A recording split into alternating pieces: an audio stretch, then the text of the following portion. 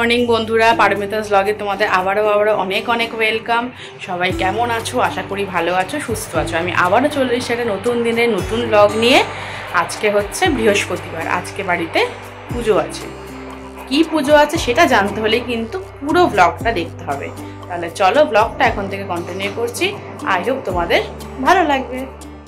যেহেতু বাড়িতে পুজো আছে তাই আমি আগে ওপরে গোপালের পুজোটা দিয়ে নিলাম।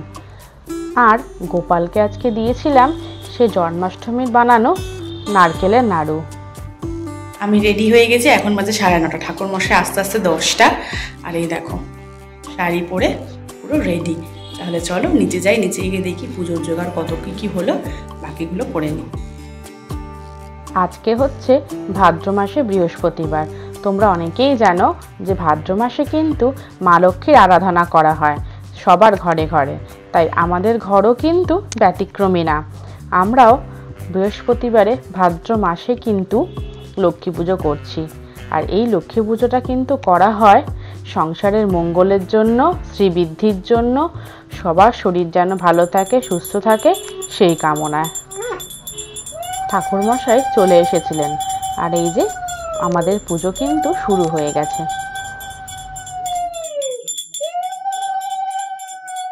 আর এই যে দেখছো মা লক্ষ্মীর পাশে একটা চুবড়ির মধ্যে করে ধান রয়েছে, এটা কিন্তু দিতে হয়।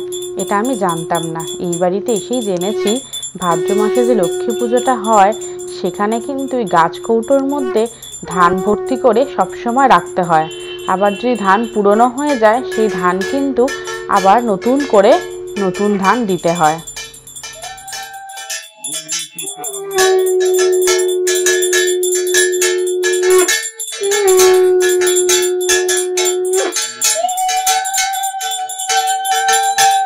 আর এখানে দেখো বড় মাও এসছিল, উকি দিয়ে দেখছে পুজো কতটা কি বাকি আছে। আমাদের পুজো করার পরে বড় মাদের ঘরেও যাবে কাকু পুজো করতে। আর এখন আরতি করছে।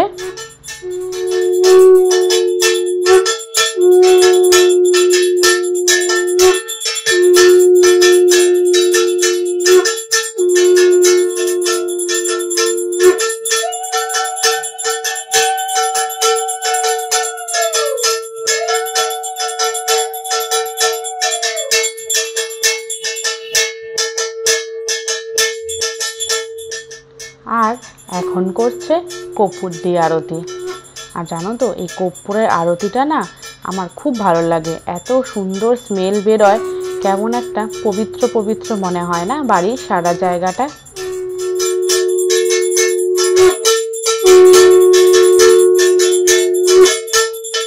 ঠাকুরমশাই চলে যাওয়ার পরে আমি ব্রতকথা বইটা নিয়ে বসলাম পড়বো বলে। যেহেতু ঠাকুরমশাইরা ব্রতকথার বইটা পড়েন না, ওই জন্য আমরা বাড়ির বউরাই কিন্তু ব্রতকথার বইটা পড়ি। তাহলে চলো বইটা পড়ে ফেলি। খুবই গরিব, সারাদিনে গৃহস্থ ব্রাহ্মণের বাড়ি কাজ করে যা নিয়ে আসতো মায়ের বেটায় তাই খেত। বাড়ির সামনে একটা অশ্বত্থ গাছ ছিল, তার তলায় ঠান্ডা জায়গায় বসে আপন মনে ছেলেটি খেলা করত।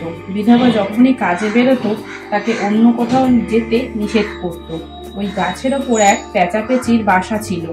একদিন বাচ্চা ছেলেটি আপন মনে খেলা করছে, হঠাৎ ঝড় বৃষ্টি এসে গেল। সঙ্গে সঙ্গে গাছের উপর থেকে দুটো পেঁচার বাচ্চা পড়ে ছটফট করতে লাগলো। ছেলেটি তাদের কুড়িয়ে নিয়ে গিয়ে ঘরে আলতোভাবে গায়ের জল মুছিয়ে চালের খুঁট খাইয়ে অতি কষ্টে সেই গাছের কোটরে তাদের বাসায় রেখে এলো। সন্ধ্যার আগেই পেঁচাপেচি তাদের বাসায় ফিরে এলো। রাত্রে বাচ্চা দুটো তার মা বাবাকে বলল, আমাদের এই গাছের তলায় একটা ছেলে খেলা করে, ওর জন্যই আজ আমরা বেঁচে গেছি। তারপর এক এক করে সব কথা বলল। ব্রতকথার বই পড়ার পরে ধুনো দিয়ে সারা বাড়ি ওপরে নিচে তোমাদের দাদার দোকানে সব জায়গায় এখন যাচ্ছি ধুনো দিতে। আর জানো তো আমাদের কিন্তু হিন্দুদের মতে ধুনো দেওয়াটা খুব শুভ, সব কিছু কিন্তু নেগেটিভ সব কিছু কেটে যায়। আর ধুনো না একটা কেমন পবিত্র গন্ধ আছে বলো, দিলে যেন সারা বাড়িটা পবিত্র হয়ে যায়। এখন এসছি তোমাদের দাদার দোকানের ভেতরে, ওখানটা একটু বেশি করে ধুনো দিয়ে দিই। তারপরে এখন চলে এসেছি আমাদের ওপরের ঘরে। এইখানেও একটু ধুনো দিয়ে দেবো, যেহেতু গোপাল আছে, মা লক্ষ্মী আছে, মা তারা আছে, সব জায়গাতেই কিন্তু ধুনো দিতে হয় বাড়িতে।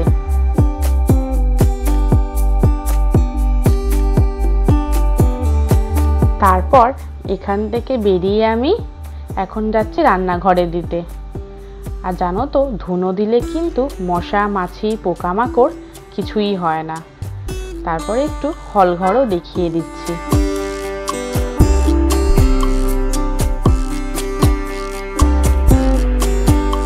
মা এখন প্লেটে প্লেটে প্রসাদটা তুলে দিচ্ছে।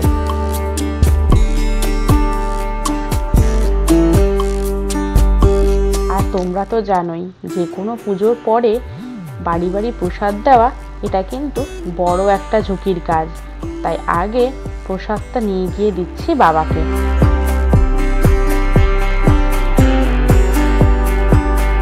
তারপরে থালার মধ্যে প্রসাদ সাজিয়ে নিয়ে, আর এটা একটু মা আলুর দম দিয়েছিল, নিরামিষ আলুর দম ছোটো কাকিকে দিতে। তাই এখন যাচ্ছি আগে ছোটো কাকির ঘরে প্রসাদ আর এই আলুর দমটা আগে দিয়ে আসবো, যেহেতু আমরা সবাই নিরামিষ খাচ্ছি ওই জন্য। তারপরে এখন যাচ্ছি খেয়ালিদের কাছে। ওরাও জানো তো, আমাদের ভাড়াটে হলে কি হবে, প্রচণ্ড নিজের মতো হয়ে গেছে। ওরা আমাদের সব অকেশানে বা ওদের অকেশানে আমরা সব সময় কিন্তু যাই।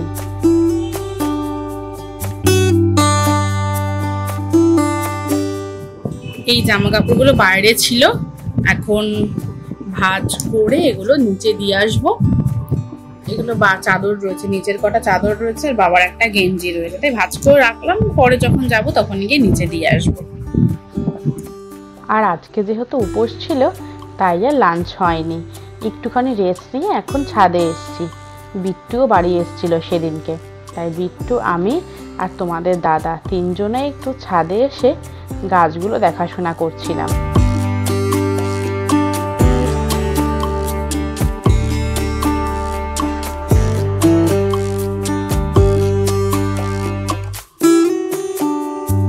তারপর নিচে এসে আমি আমার বাকি গাছগুলোতেও একটু অল্প অল্প করে জল দিয়ে দিচ্ছি।